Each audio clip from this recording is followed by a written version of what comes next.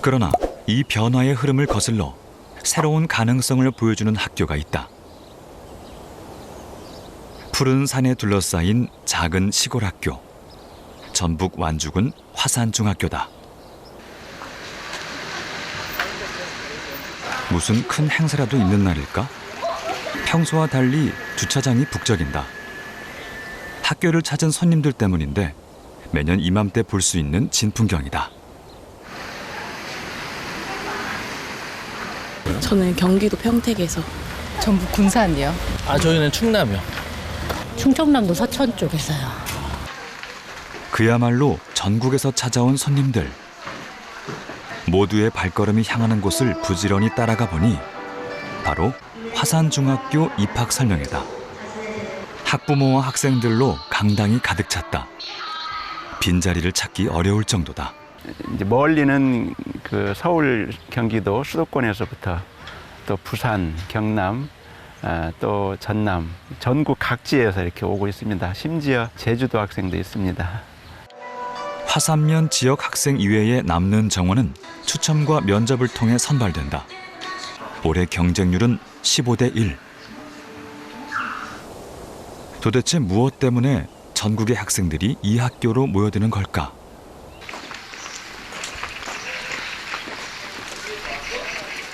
화산중학교는 전교생이 기숙사에서 생활하는 것이 가장 큰 특징. 모두가 아침 산책으로 하루를 시작한다.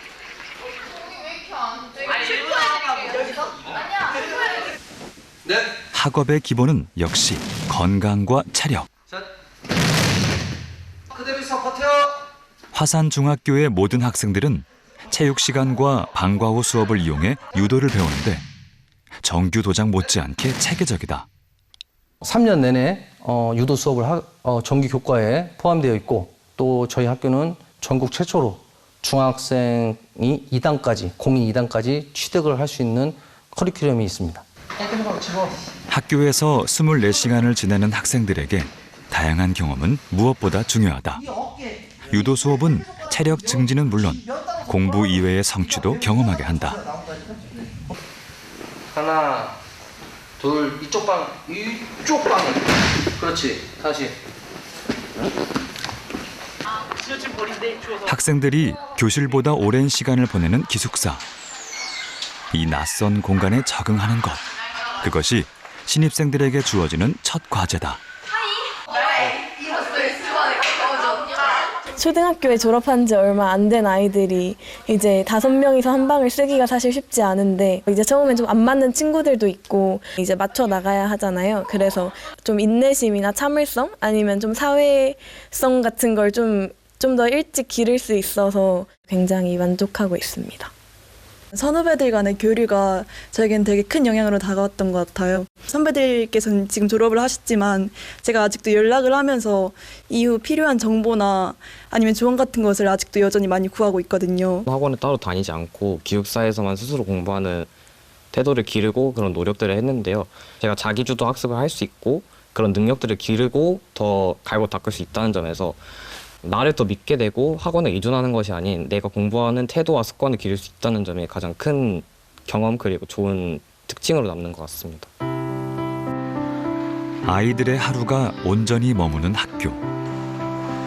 방과 후에는 다 함께 기숙사로 돌아가고 자연스럽게 스스로 공부하게 되는 환경이다. 또 하나 화산중학교의 중요한 특징. 바로 수준별 분반 수업이다. 학생 개개인의 수준에 맞춰 소수의 학생들로 수업을 진행하는데 영어와 수학 교과에서 진행된다. 기초학력 성취도의 차이가 크고 기본이 무너지면 포기하기 쉬운 과목이기 때문이다. 반은 무려 6개로 나뉜다. 예를 들어서 영어 타임지를 읽는 학생과 알파벳도 지금 소문자 대문자 구분을 못하는 학생들이 같이 수업을 현장 교실에 있다고 하면은 학생들 눈높이에 맞는 수업을 해주는 거죠. 수준별이라는 표현을 그래서 저희는 하지는 않고요. 이제 학습자 중심의 수업이다라고 표현하고 소인수 학대학교다라고 표현합니다. 가장 아랫반 같은 경우는 5명 정도 수업을 합니다. 그러면 선생님들이 거의 1대1로 달라붙습니다. 알파벳부터 가르치는 거고 읽는 방법부터 가르치는 거거든요. 그러니까 저희들이 이게 소월성 교육에 맞춰진 게 아니라 어떤 한 아이도 놓치지 않고 잘 따라오게 이렇게 이끌어가는 교육을 하기 위해서 하는 거다. 수준이 비슷한 소수의 학생들이 모여 있기에 개별 학생들의 성취도를 파악하기 쉽고 깊이 있는 교육이 가능하다. 교과서 진도를 따라잡기에 급급한 것이 아닌 진짜 공부가 중심이 되는 수업. 하지만 분반 시험 결과는 아이들에게 상처가 되기도 한다. 학생의 인권적인 부분에서는 사실 상처가 되지 않을까 이런 생각이 들어요. 마음을 좀 이렇게 어루만져줘야 하는 이제 그런 고충이 조금은 있어요. 하지만 어느 반이 되었을 때 그 아이한테 네가 이 반에서 어떤 식의 성취감을 느낄 수 있는지에 대해서 저는 조금 얘기하는 편이거든요. 그러면 아이가 이제 그날은 울어요. 그날은 울지만 그 다음 날이 되면 자기가 뭘 해야 될지 이게 동기부여를 삼아와서 이제 학습 계획이 이제 진행이 되는 거예요. 사실 교사들 입장에서 학년마다 무려 6개의 수준별 수업을 준비하는 것은 엄청난 부담이다. 같은 과목이라도 수업 방식과 내용이 완전히 달라지기 때문이다. 때로 지치기도 한다. 수업 하나 준비하고 다 평가하고 채점해서 맞춤식으로 이렇게 제공하고 시간이 너무 없어요. 예. 저는 작년부터 다니기 시작했는데 엄청 울었어요. 항상 집에 가서 몇 시간을 붙잡고 있고 주말도 이제 계속 붙잡고 있어야 되고 퇴근하고도 방과후 끝나고 집에 도착하면 밤 9시 반 정도 됐는데 그때부터는 12시, 1시까지 붙잡고 수업 준비를 하고 하니까 많이 힘들었어요. 근데 또 거기서 이제 수업을 준비해서 애들이 따라오고 이제 이해하는 걸 보면은 뿌듯해가지고 그래도 그게 힘이 돼서 버티는 것 같아요. 인문고에서만 오랫동안 근무했거든요. 인문고등학교에 근무할 때는 1시간 수업 준비를 하면 3시간, 4시간 수업을 했거든요. 같은 수업을 3번, 4번 반복했는데 여기는 1시간 수업 준비를 하면 1시간으로 끝이에요. 그 다음 시간 준비를 해서 또 수업 준비를 해야 돼요. 일반 학교에서는 이런 수업을 할 수가 없어요. 선생님 자체도 부족하거니와 그리고 또 공립학교는 조금만 문제가 생기면 그 책임을 다 교장, 교감선생님이 져야 하기 때문에 그런 부담을 누구도 지고 싶어 하지 않거든요. 그래서 그냥 일반 중학교에서는 이런 시스템으로 수업을 할 수가 없죠. 급여, 복지, 그다음에 수업 실수 뭐 이런 것들이 충분히 보장, 연구할 수 있는 시간을 충분히 보장을 해줘야 되죠. 학교에서 교사가 정말 가르치는 것에 집중할 수 있는 환경을 만들어줘야 되죠. 제가 뭐 우스갯소리로 교장 선생님께 인센티브 주셔야 되는 것 같습니다. 했는데 그 대신 아이들로부터 선생님 최고예요. 선생님 수업, 선생님 때문에 여기 학교 있어. 이런 수업, 이런 칭찬들을 받고 계시는 그 긍지? 그것 때문에 계시는 거 아닌가 싶어요.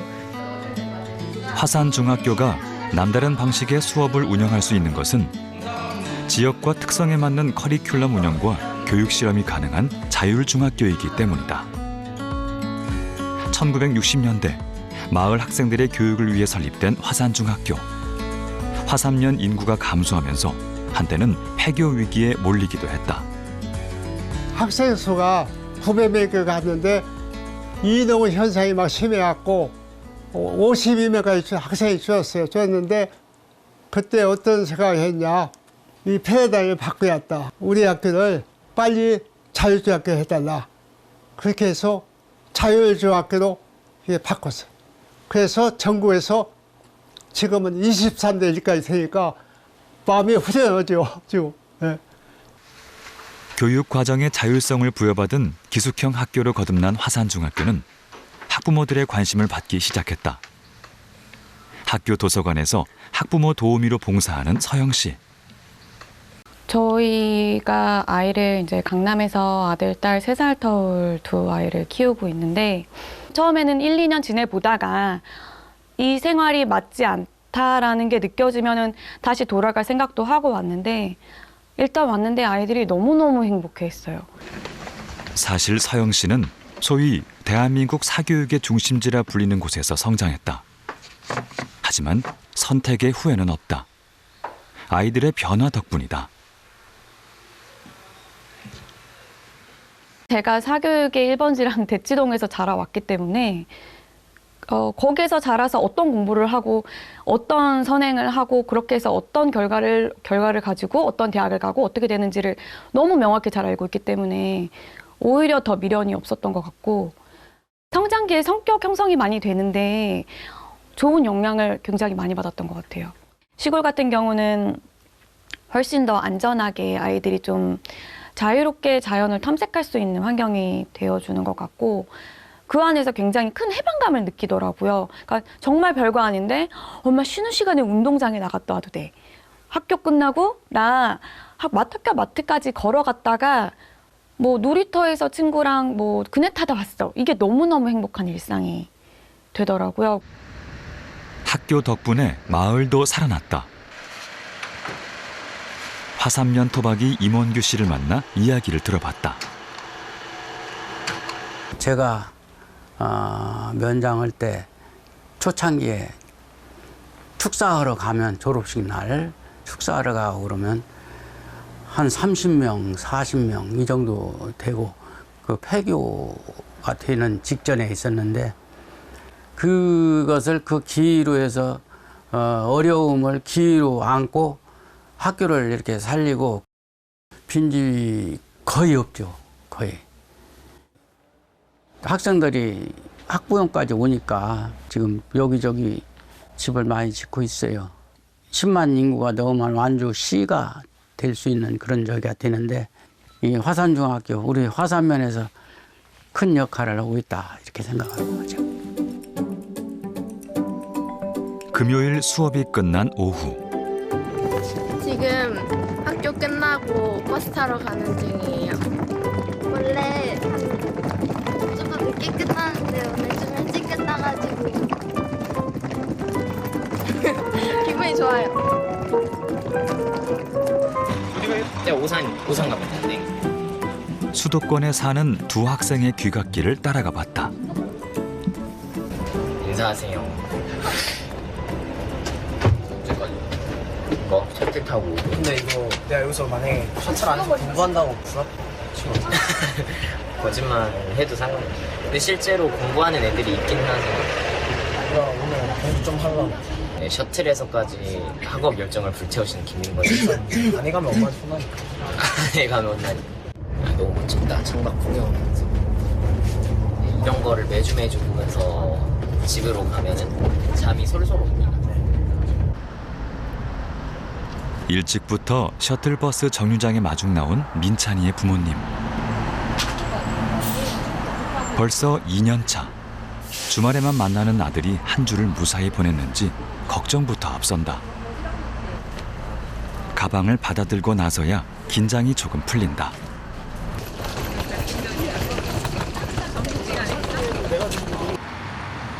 이곳은 가진인의 셔틀버스가 서는 동네.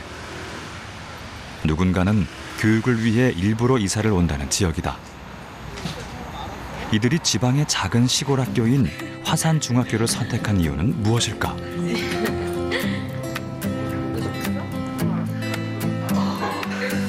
모처럼 가족이 한자리에 모인 단란한 시간. 잠시 끼어들어 솔직한 이야기를 들어봤다.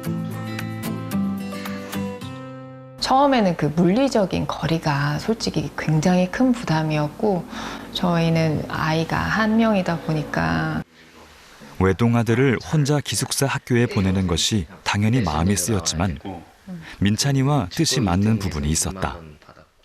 저희 아이와 제가 지원한 이유가 가장 큰 게 그런 수준별 학습이었어요.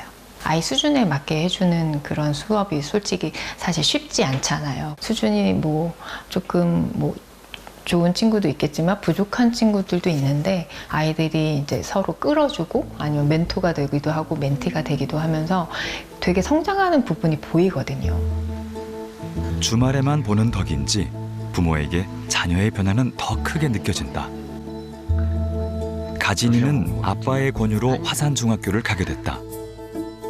가진이한테 이제 들은 얘기를 해줬더니 자기 가고 싶다라고 해서 네 이제 아내는 조금 반신반의했고 조금 망설이고 그랬었는데 근데 학교가 완전 시골 학교더라고요.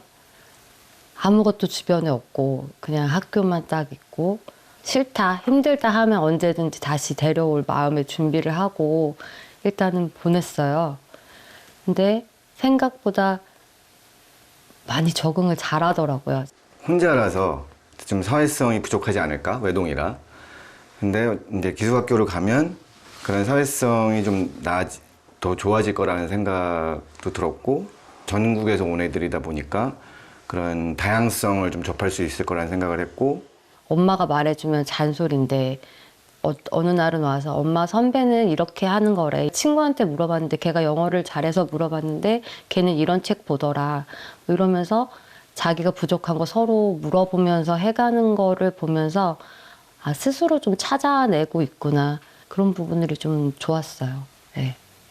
지금은 일주일에 한 번씩 보면 서로 너무 보고 싶기도 하고 그런 측은한 마음도 드는데 보면은 되게 아이와 사이 안 좋은 엄마들이 많거든요. 엄마가 원하는 만큼 안 따라주면 야 내가 다 학원도 보내주고 뭐도 넌 공부만 하면 되는데 왜 이렇게 힘들게 하냐 뭐 이런 걸로 엄청 많이 싸우는데 뭐 공부는 모르겠고 안 싸워서 정말 다행이라고 생각해요. 가정의 평화를 지켜주었어요. 정말 잘했다고 생각하는 일 중에 하나입니다. 하지만 화산중학교에 적응하지 못해 전학을 가는 아이들도 종종 있다. 게다가 대한민국의 모든 학교가 이러한 교육 방식을 적용할 수 없는 것도 현실이다. 만약에 엄마들끼리 계속 만나는데 우리 애는 S반인데 뭐 B반이야. 이거를 한국의 엄마들이 용인을 할까요? 학원에서 하는 거는 받아들이는데 모르겠어요. 학교에서 하면 받아들일 수 있을까 아직 잘 모르겠어요. 집에 가서 몇 시간 수준별 수업은 학교 살리기의 가능성을 보여주지만 한계도 분명하다. 교사 수, 수업 여건, 학부모 민원 등 산적한 문제들이 많기 때문이다. 많이 힘들었어요. 품이 많이 들죠. 지속 가능하지 않기 때문에 모범적인 모델이라고 하기 어렵다는 생각을 하게 돼요. 수준별이 문제가 아니라 교육 형태를 다양하게 할 수 있는 그게 필요하죠. 수준별이 아니더라도 작은 그룹이 필요한 것들이 있어요. 그럼 교사가 더 있어야 돼요. 정말 다양한 꿈을 꿔요. 어떤 가정적인 배경이라고 해야 될까요? 그리고 또래와의 관계나 이런 게 옛날과 양상이 너무나 달라지면서 담임으로서 맡고 있는 인원은 줄었는데 일은 더 늘어나는 느낌이 드는 거예요. 그래서 저희 학교가 가장 두려워하는 게 학급 수가 줄면 교사가 준다는 거잖아요. 교사가 준다고 이 다채로움이 사라지는 건 아니잖아요.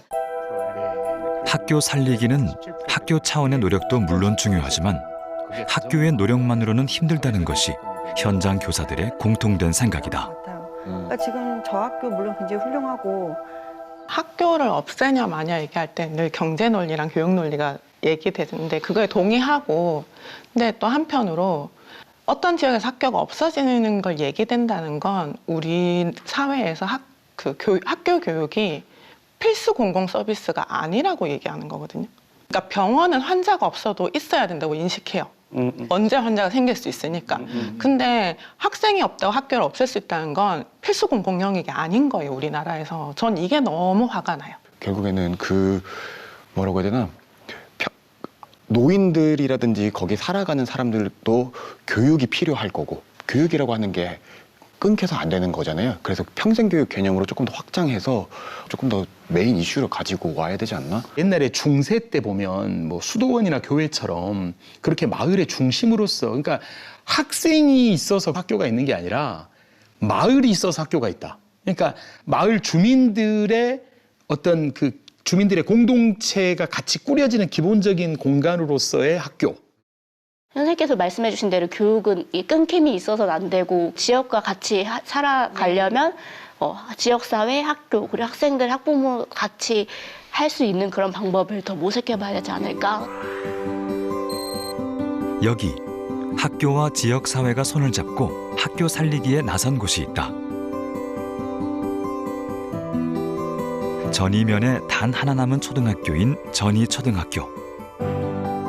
학교를 살려야 마을이 산다는 믿음으로 온 마을 주민들이 학교의 구성원으로 활약하고 있다. 전이라고 하는 곳이 지역색이 강해요.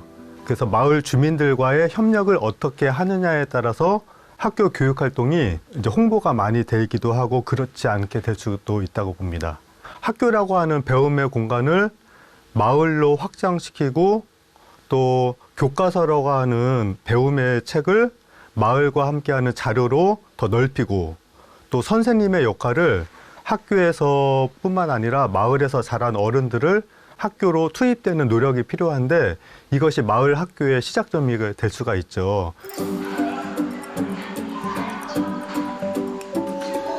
전이 초등학교에는 정규 수업 외에 마을 주민들이 교사가 되어 학생들을 가르치는 마을 학교가 있다. 뒤떨어진 학교 수업을 보충해 주기도 하고 학교 밖 다양한 취미 활동이나 놀이 교육도 한다. 아이들은 물론 주민들에게도 호응이 좋다. 마을에도 전문가가 많거든요. 그 전문가의 역량을 같이 나누는 거죠. 초등학교 때 목적은 깊이 있는 배움보다는 다양한 배움을 다양하게 경험을 해서 그거를 나중에 내가 어떤 것을 잘할 수 있는지 고르는 작업이 중요하거든요. 전이면에서 35년을 거주한 주민이자 서양 화가인 조경희 씨. 다 한 사람은 테두리 전이 초등학교에서는 아이들의 상상력을 마음껏 꺼내놓는 마을 학교 미술 선생님이다. 화가라고 하니까 그러면 그런 뭐 박물관에 있는 그림도 알아요? 막 이렇게 물어보는 친구도 있고 그러면은 가봤니? 그러니까 가보지도 않고 책으로 봤다고 이렇게 얘기를 하는 거 보면은 아이들한테는 그런 그 문화적인 그런 게 아직은 여기는 부족하구나라고. 대기업 제빵사로 일했던 박선영 씨. 자녀들이 전이 초등학교에 다니는 학부모이기도 하다. 마을 학교에서 베이킹 수업을 맡고 있다. 학교를 지키기 위해 기꺼이 학교의 일원이 되었다. 사탕가루 뿌려주세요. 아이들을 조금 대하는 태도가 달라졌고요. 사실 우리 아이 하나만 보기에도 버겁잖아요. 그렇게 마을 학교 아이들을 만나면서 아이들이 좀 다양하고 아, 이래서 이랬구나라는 것도 있고 좀 이해하게 되는 경우가 많이 생긴 것 같아요. 사실 저희가 이제 세종시 쪽에서도 가장 북쪽에 붙은 조금 소외 지역이잖아요. 그래서 저희 같은 지역 선생님이라고 해야 될까요? 분들이 도와주시지 않으면 저희 지역 아이들은 계속 그런 교육에서 소외되겠죠. 마을 학교 교사가 아니더라도 온 마을 주민들이 나서 학교를 돕는다.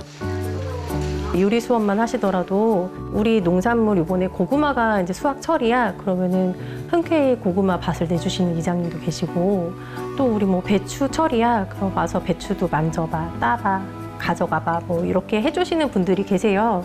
지역 사회에서 그런 마을 주민분들께서 아이들을 위해서 제공하지 않으면 할 수 없는 일들이니까 충분히 너무 감사하고 또 그것들을 활용해서 잘 아이들에게 소개시켜 주시는 센터 선생님이나 학교 선생님들께 너무 감사하죠. 학부모로서. 학교와 지역 사회를 연결하는 행정 조직인 꿈센터가 마을 학교 운영에 큰 역할을 한다. 선의만으로는 불가능했을 학교와 마을의 상호 협력을 가능하게 만든다. 학교 선생님들께서는 이 지역이 낯서시잖아요. 그 짧은 기간 동안 이 지역에 2년에서 5년 계시다가 가시는 건데 그 연결하는 것까지 학교 선생님들이 다 하시기에는 너무 어렵더라고요. 그러면 마을 주민들은 무엇보다도 잘 알고 있는 내용이니 이 중간에 역할을 해주면 더 풍부한 수업이 되지 않을까? 이런 생각에서 이제 시작을 했고 수업을 마친 학생들은 자연스럽게 바로 옆 건물인 꿈센터로 간다. 어른들의 업무 공간만이 아니라 놀이터만큼이나 치밀한 곳이기 때문이다.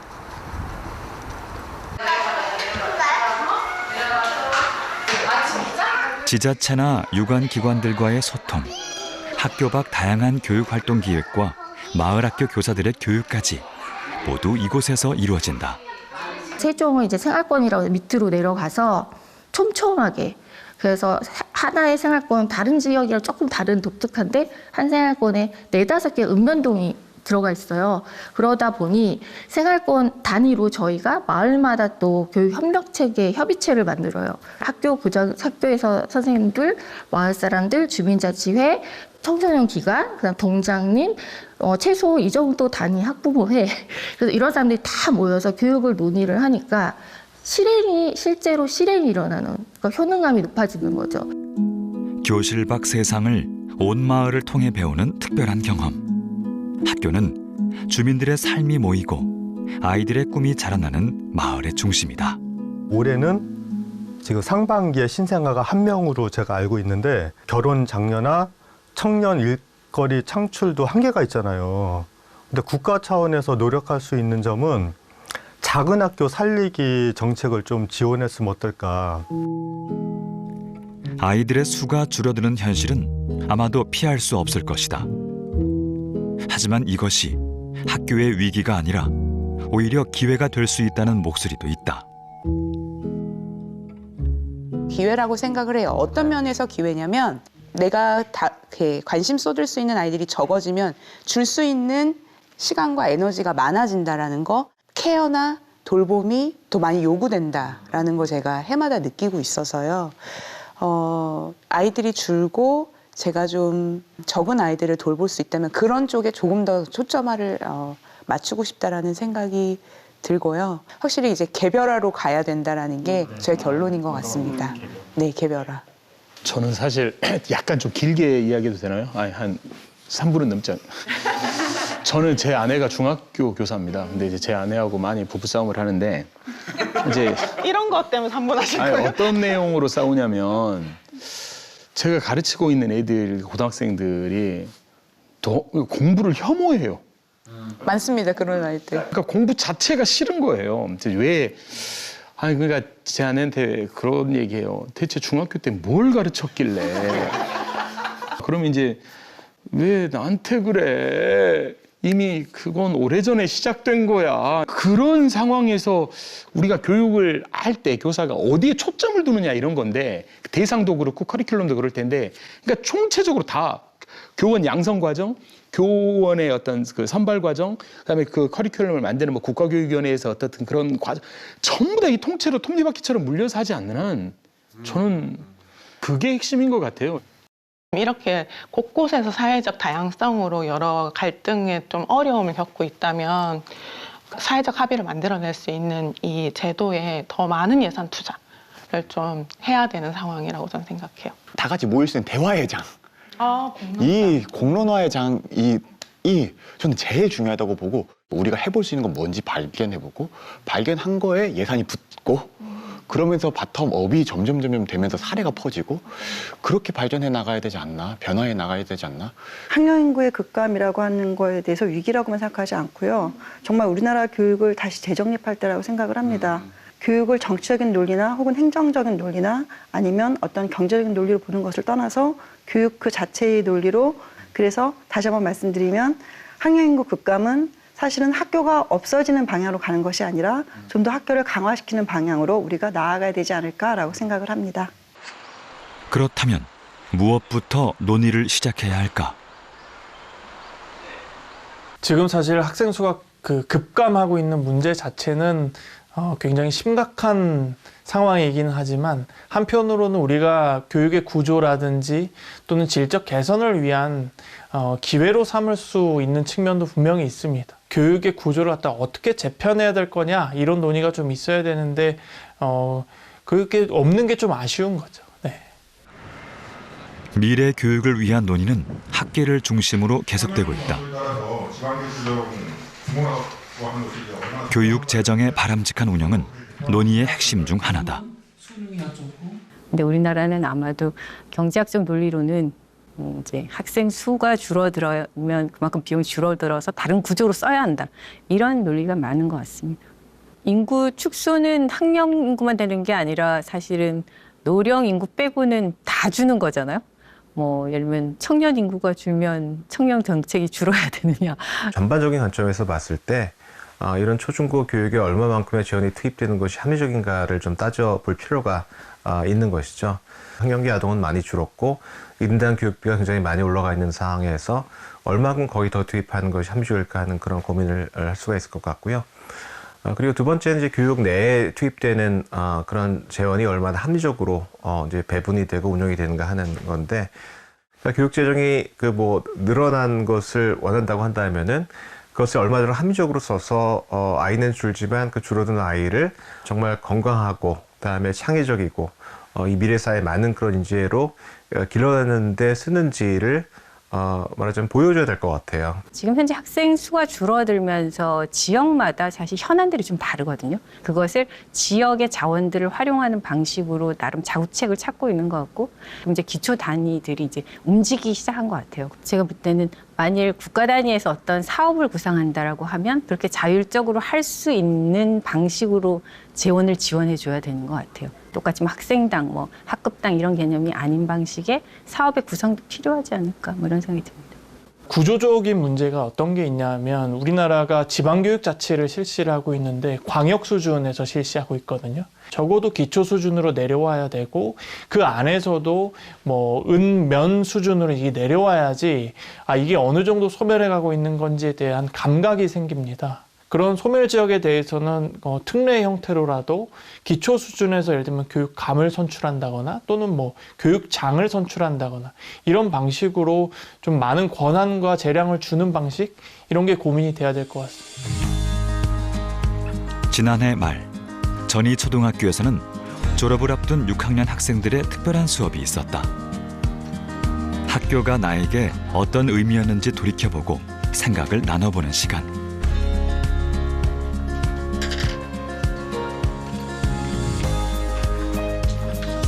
솔직하고 즐거운 이야기들이 오가는 동안 학생들만큼이나 감회가 깊은 건 교사들이다.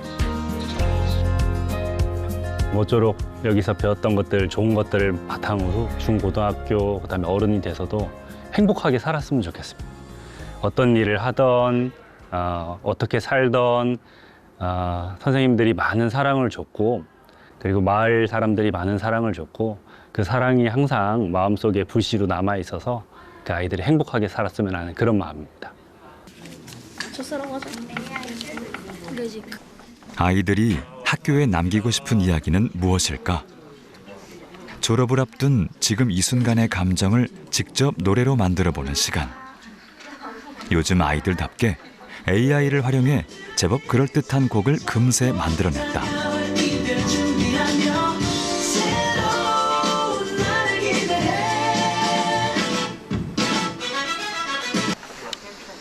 세상에 처음 내놓은 노래처럼 이 아이들의 앞에도 새로운 세계가 기다리고 있을 것이다. 둘, 셋, 하트.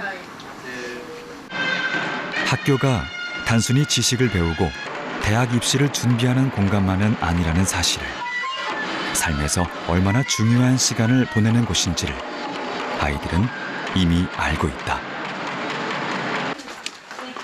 인생이라는 것을 책 한 권으로 본다라고 하면 이 페이지는 정말 굉장하고 다양한 그리고 풍부한 경험과 기억들로 채워진 페이지가 되겠죠. 제 인생에서의 터닝 포인트라고 해도 과언이 아닐 정도로 정말 뜻깊고 행복했던 시간들이었는데, 나중에 성인이 되고 고등학교에 가서 진학하더라도 만약에 어려움이 있더라도 이 기억들을 가지고 다시 잘 일어날 수 있는 기회가 될 것 같습니다. 지금 얻은 깨달음을 통해서 앞으로 성장을 하며 더 나은 사회의 구성원이 되고 싶습니다. 아이들 한 명 한 명이 너무나 소중한 지금, 우리의 학교는 어떤 모습이어야 할까? 교육 예산 대폭 늘리자고요. 학교 규모 줄이고 학급 규모 줄이고 한 선생님이 돌봐야 되는 학생 수를 대폭 줄이면, 미국이나 유럽의 좋은 학교에 가보면 선생님들이 한 서너 명이 같이 한 반에서 가르치고 이러잖아요. 우리도 그렇게 만들자고요. 황당한 얘기를 제가 하고 있다는 걸 저도 알지만 현실에서는. 근데 논리적으로 생각해 보면 우리 능력 안에서 할 수 있는 일일 거라고 저는 생각해요. 저는 초점을 우리 아이들한테 그냥 맞춰 주십사 하는 얘기를 꼭 하고 싶어요. 자꾸 우리는 그 아이가 아니라 저거를 인적 자원으로 보고, 우리는 계속 용어도 그렇게 늘 쓰잖아요. 자원이 아니거든요. 그 한 사람이거든요. 그 한 사람이 좋은 인생을 살아야 될 거잖아요. 거기에 초점을 제발 맞춰주시기를. 그래야 아마도 이런 문제들이 풀려나가지 않을까, 그런 생각을 합니다.